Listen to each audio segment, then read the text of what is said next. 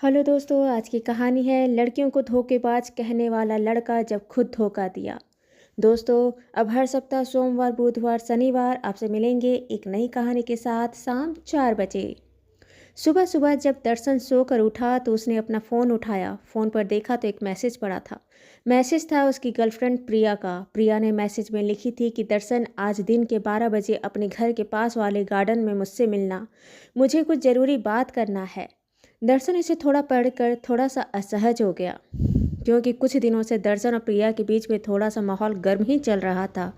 दरअसल प्रिया के पिता उसके लिए लड़का ढूंढ रहे थे और उसकी शादी की बात चल रही थी, जबकि प्रिया अपने घर में दर्शन के बारे में बता चुकी थी, लेकिन उसके पिता इस रिश्ते के लिए तैयार नहीं थे। दर्शन को भी मैसेज पढ़ने के बाद मन में एक डर बैठ गया। पता नहीं प्रिया क्या बोलने वाली है, नहीं बोलने वाली है। दर्शन बेशर्मी से दिन के 12 बजने का इंतजार कर रहा था और घर का घड़ी का कांटा ऐसे चल रहा था जैसे सदियां हो। खैर, दिन के 12 बजने में अभी पौना घंटा बाकी था कि दर्शन पार्क में जाकर बैठ गया।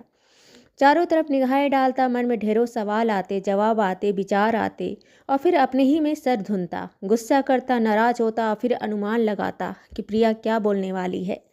तभी उसकी घड़ी ने 12 बजाया। दूर से प्रिया आती दिखी। प्रिया आई, उसके साथ पार्क में लगे बेंच पर वह भी साथ में बैठ गई। थोड़ी देर तक दोनों चुपचाप बैठे रहे। दोनों कुछ भी नहीं बोले। थोड़ी देर की नितांत खामोशी के बाद दर्शन कहा, क्या हुआ प्रिया, क्या बोलना चाह रही थी? प्रिया बोली कि मैं कह रही थी कि आज मैं तुमसे आखिरी बार मिलने आ रही हूँ। अब हम नहीं मिलेंगे। मैंने अपने पिता को, जहाँ वह मेरे लिए रिश्ता देख रहे थे, जिस लड़के से वह मेरी शादी की बात कर रहे थे, उस लड़के के लिए मैंने अपने पिता को हाँ कर दी। दर्शन एकदम से उछलकर बेंच से सीधे जमीन पर आ गया। बोला, तुम ऐसे कैसे कर सकती हो? पिछले 5 साल से हमारा रिश्ता है, हम एक दूसरे को जानते हैं, हम एक दूसरे से प्यार करते हैं, हम एक दूसरे के साथ कितने सपने देखे थे, कितनी ख्वाहिश थी हमारी, हम यह करेंगे, हम वह करेंगे। क्या वह सब झूठ था? अच्छा, तुम्हें लगता ही था कि तुम्हारे घर वाले नहीं मानेंगे, तो तुम्हें सोच के आगे बढ़ना चाहिए था। क्या एक दिन में यह सब कुछ हो गया? 5 साल का रिश्ता तुम्हारे लिए खेल है? मैं नहीं मानता हूँ। मैं तुम्हारे पिता के पास आऊँगा बात करने के लिए, देखते हैं कैसे नहीं मानते हैं। प्रिया बोली, तुझे प्रियदर्शनी की कसम। दर्शन, तुम्हें तुम्हारी बेटी प्रियदर्शनी की कसम। दर्शन चुप हो गया। वह उस बेटी की कसम को तवज्जो दे रहा था। उस लड़की के नाम का मन में तवज्जो था, उसकी कदर था, जो बेटी इस दुनिया में थी नहीं, जिसका वजूद नहीं था। प्रिया ने सर झुकाकर कुछ सोचा, फिर दर्शन की तरफ मुँह करके बोली, उसकी आंखों में झांकते हुए बोली कि हम हमेशा यहाँ बैठा करते थे। जब हमारा रिश्ता बिल्कुल चरम पर था, हम चाहते थे हम शादी करेंगे तो कितने सपने बुना करते थे हम शादी करेंगे तो हम ऐसे रहेंगे, मैं ऐसे खाना बनाऊंगी तो तुम ऐसे ऑफिस जाओगे, हमारे बच्चे होंगे, हमारा बेटा होगा तो ऐसा होगा, हमारी बेटी होगी तो ऐसी होगी। और तुम हमेशा कहा करते थे कि हमारी बेटी होगी तो उसकी आंखें बिल्कुल तुम्हारी जैसी होनी चाहिए। तुम्हारी आंखें, तुम्हारी आंखों की पलकें बहुत खूबसूरत है, बहुत गहरी आंखें हैं, बिना कुछ कहे हर चीज़ कह जाती है। और उसका नाम हम रखेंगे प्रियदर्शनी। तेरा नाम प्रिया का प्रिय और मेरा नाम दर्शन का जोड़कर दर्शनी। हम दोनों का प्यार का अंश है, तो हमारा नाम का मिला हुआ नाम भी उसको देंगे, प्रियदर्शनी। यह नाम बहुत पसंद था ना? मैं उस बेटी की कसम देती हूँ तुम्हें। कल मेरे पिता मेरे पास आए, मैं अपने बिस्तर पर बैठी थी और पता है वह मेरे बिस्तर के नीचे ज़मीन पर बैठे, मेरे पैर पर हाथ रख के कहे, बेटा कुछ मांगू तो मना नहीं करना। मैं यह नहीं कहता कि तुम गलत हो, मैं यह नहीं कहता कि तुम्हारा प्यार गंदा है या गलत है, या तुम जिसे पसंद की हो वह गलत है। अच्छा है, सब कुछ अच्छा है, लेकिन मैं 4 बेटियों का पिता हूँ, मुझे बेटे नहीं हैं। तुम दूसरे नंबर की मेरी मंझली बेटी हो। आज भले तुम्हारी बड़ी बहन की शादी हो गई, तुम्हारे पीछे 2 बहनें और हैं, लेकिन तुम्हारी शादी करने के बाद तुम्हारी पहली बहन और तुम्हारे पीछे की 2 बहनों की ज़िंदगी पर भी असर पड़ेगा।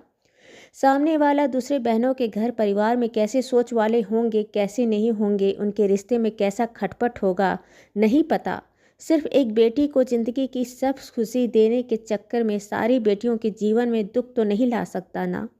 जब एक पिता एक बेटी के पैर के पास ज़मीन पर बैठ जाए तो तुम समझ सकते हो ना दर्शन कि उस बेटी के दिल पर क्या गुजरेगी। क्या तुम कभी यह उम्मीद कर सकते हो कि तुम्हारी बेटी बैठी हो और तुम उसके कदमों पर बैठकर उसका पैर छूकर कुछ मांगो, तो सोचो तुम्हारी बेटी के मन पर क्या गुजरेगी। बेटी प्रियदर्शनी क्या सोचेगी? क्या वह खुद को माफ़ कर पाएगी?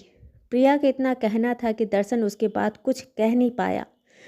जो अभी तक कूद रहा था, उछल रहा था कि तुम गलत हो, तुम मेरे साथ ऐसे गलत कैसे कर सकती है, तुम अपने पिता की बात सुन रही हो, मैं तेरे पिता से मिलूंगा, उनसे बात करूंगा, वह एकदम से चुप हो गया।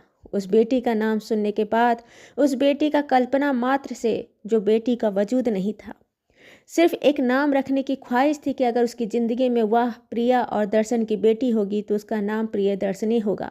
उस बेटी का दर्शन के जीवन में वह अहमियत था, तो क्या सामने में एक जीता जागता हाड़ मांस की सीने में धड़कता दिल लिए प्रिया अगर अपने पिता के लिए, अपने पिता की ख्वाहिश के लिए अपने प्यार का गला घोट रही है, दर्शन को इनकार कर रही है, तो क्या वह गलत है?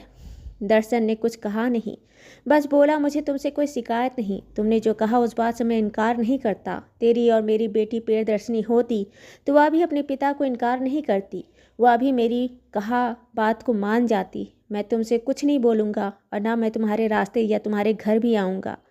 प्रिया आंखों के आंसू पोंछते हुए चली गई। दर्शन भारी कदमों को लिए किसी तरह अपने शरीर को घसीटते हुए अपने घर आया।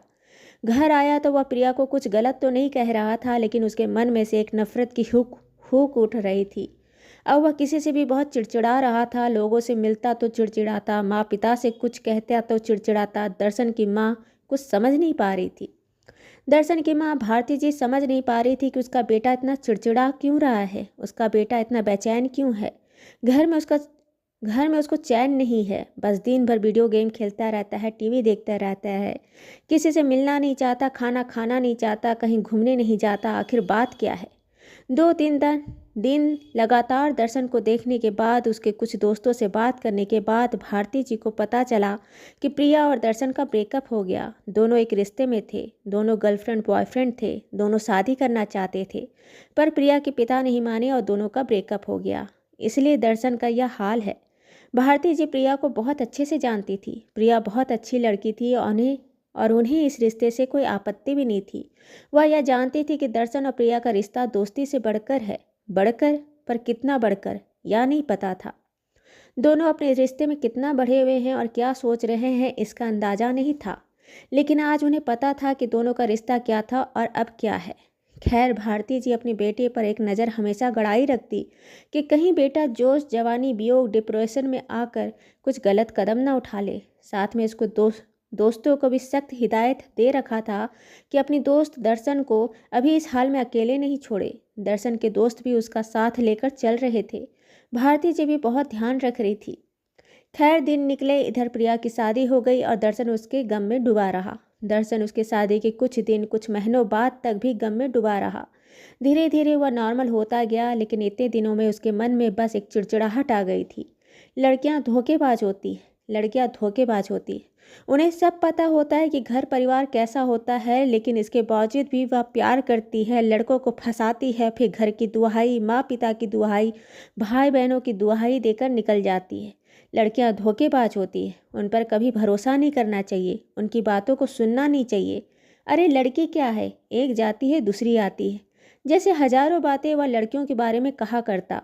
खैर, दिन निकले, महीने निकले और साल निकले। प्रिया और दर्शन के रिश्ते को टूटे हुए पूरे 3 साल हो गए थे और इन 3 सालों में दर्शन की माँ भारती जी भी अपने दर्शन के लिए लड़की देखना शुरू कर दी थी। 3 साल बाद जब उन्हें एक लड़की पसंद आई तो भारती जी ने दर्शन की मुलाकात उस लड़की से करवाई। उसके बायोडाटा, उसकी फ़ोटो से दिखाई, उससे मिलवाई, बात करवाई तो दर्शन को वह लड़की भी बहुत पसंद आने लगी। लड़की का नाम था राधा। दर्शन अब राधा के बारे में गंभीर हो रहा था और उसे अपने आगे के जीवन के लिए बहुत अच्छा मान रहा था। दर्शन और राधा दोनों का सोच, दोनों का विचार, दोनों का रहन सहन, दोनों का जीवन के प्रति नज़रिया काफ़ी हद तक एक था।